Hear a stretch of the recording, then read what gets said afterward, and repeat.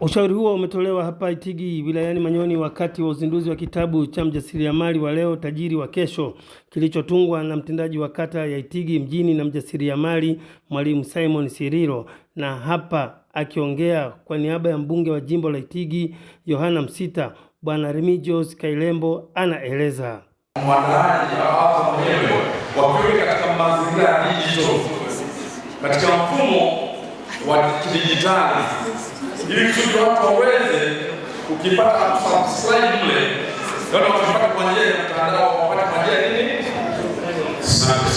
kwa njia ya simu, ili kusudi kiweze kusaidia wao kile video na waombeni kwa hivyo, sababu vijana wa siku hizi wanaishia kuandika maneno ya kuelewa badala ya Google vitu ya msingi kama ilivyoipata.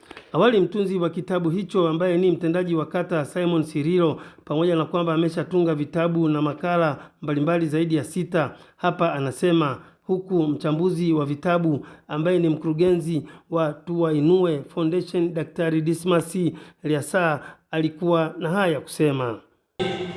Kwa sehemu kubwa mabadiliko ya kiuchumi katika nchi yoyote na ulimwengu yanaletwa na wajasiriamali waliojawa na shauku kubwa ya kuwa matajiri wa kesho, ambapo wapo tayari kujitoa asubuhi, mchana na usiku kufanya kazi kwa bidii kwa ajili ya kuondokana na maskini.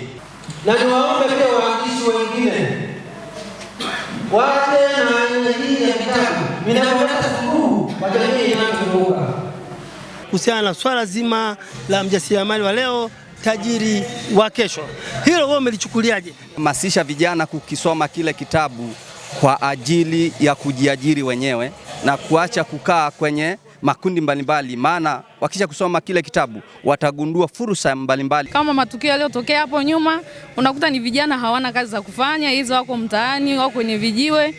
Kwa hiyo wanaamua kupeana mawazo ambayo ni hasi, ambayo yanaleta vurugu katika jamii. Kwa hiyo wakijikita kwenye biashara au kwenye kufanya kazi itawasaidia pia. Ili ule muda ambao unaweza ukatumika kwa ajili ya kufanya mambo ambayo hayafai, utawasaidia, hichi kitabu kitawasaidia sana ili waweze kufanya maendeleo na kujipatia kipato na kuinuka zaidi. Ndio maana kinasema kwamba mjasiriamali wa leo ni tajiri wa kesho.